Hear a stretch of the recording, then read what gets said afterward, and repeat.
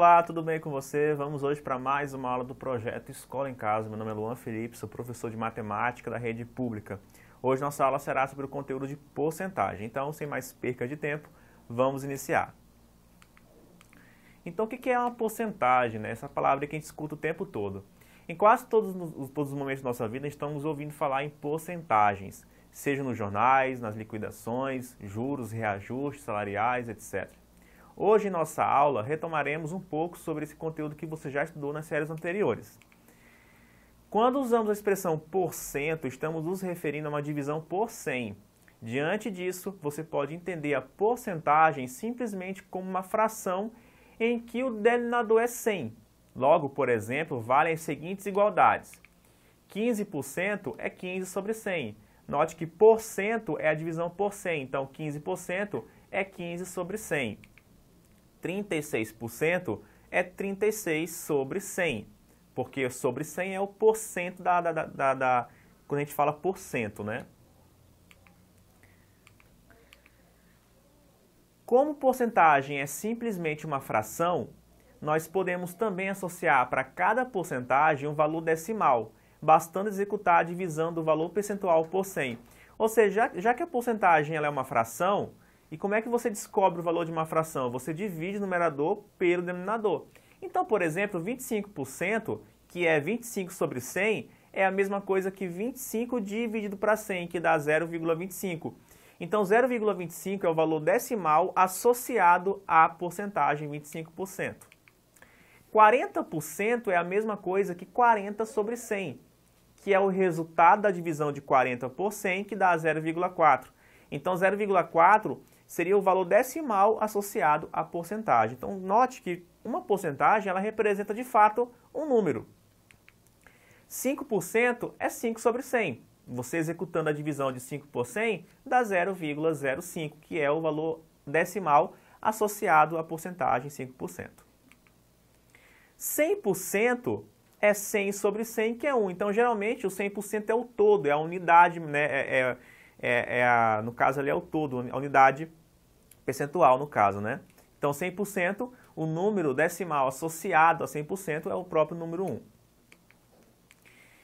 Então vamos para o cálculo de porcentagem. Uma razão, quando tratada de maneira percentual, nos informa a participação de uma parte em relação a um todo. Então, por exemplo, se de 40 alunos de uma classe, 25 são do sexo masculino, a razão 25 sobre 40, que ao ser simplificado nos dá 5 sobre 8, nos diz que para cada 8 alunos dessa turma, 5 são meninos. Essa mesma informação pode ser dada em porcentagem, fornecendo-nos talvez uma ideia até mais clara da participação dos meninos em relação ao total de discentes. Então observe, imagine agora que de uma turma com 40 alunos, é informado que 60% deles são do sexo masculino, do sexo feminino, perdão. Então eu tenho uma turma com 40 alunos, sendo que eu sei que 60% são do sexo feminino. Bom, eu tenho uma informação aí percentual, eu sei que a razão entre meninas pelo total de alunos é 60%, que seria o número 0,6.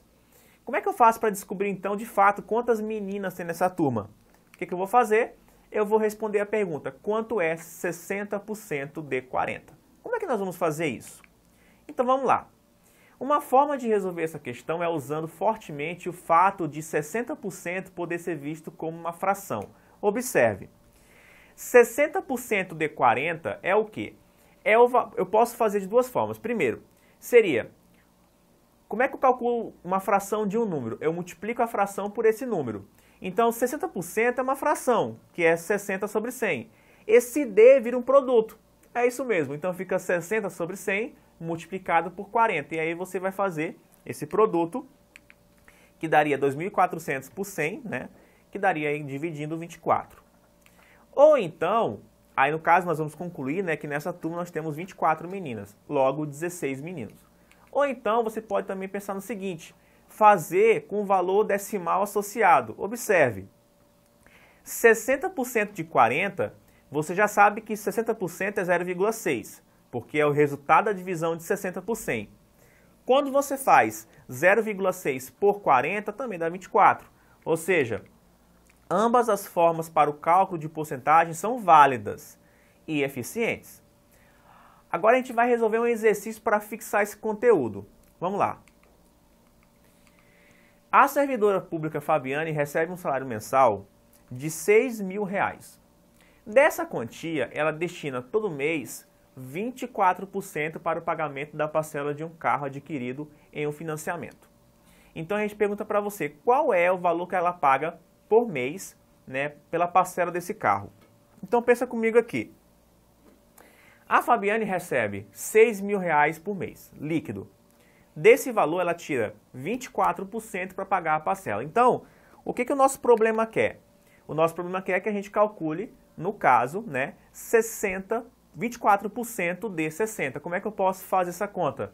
Bom, 24% você sabe que é 24 sobre 100. Então eu posso pegar essa fração 24 sobre 100 e multiplicar por 6.000. Veja, 24% é a fração 24 sobre 100. Então 24 100avos multiplicado por 6.000, como é que eu faço? Multiplico 24 por 6.000, né? E depois divido por 100. Ou você também pode cancelar dois zeros do 6.000 com os dois zeros do 100, e aí ficaria 24 multiplicado por 60, que daria 1.440. Então o valor que ela vai pagar pela parcela do carro nas condições denunciadas seria de R$1.440. Eu também posso resolver esse problema usando o valor decimal da fração 24%. Bom, 24 sobre 100 é que número decimal? 0,24. Então, quando você multiplica 0,24 por 6.000, se você fizer a continha no braço, também vai dar 1.440. Então, de fato, né, o valor que ela gasta por mês com a parcela desse carro é de R$1.440. O cálculo de porcentagem também pode ser feito, né, através do uso da regra de 3. Observe como nós poderíamos resolver o problema anterior usando essa ferramenta. Você já viu esse conteúdo de regra de 3 nas séries anteriores. Como é que a gente usa a regra de 3? A gente usa para quando nós temos grandezas que são diretamente proporcionais. Então observe aqui, ó. O todo, né, que é a unidade maior, digamos assim, entre aspas, né, de forma grosseira, o 6.000 representa o 100%, porque é o todo. Né? Mais de 100% daria mais que o salário da Fabiane. Então observe, para R$6.000, eu vou associar a que porcentagem? Eu vou associar a porcentagem de 100%. Aí vamos lá. Debaixo dos valores em reais, você coloca, né, um embaixo do outro, e porcentagem embaixo de porcentagem. Essa é uma regra da regra de 3. Então, para R$6.000, eu associo 100%, que é o todo, e eu sei que para 24% eu tenho o valor associado em dinheiro ao que ela paga pela parcela do carro. Então, o X eu associo com 24. Então, repare que os dinheiros estão um embaixo do outro e as porcentagens uma embaixo da outra. O próximo passo é eu pegar esse meu esquema que eu fiz aí e transformar numa igualdade de fração, da seguinte forma: 6.000 para X igual a 100 para 24.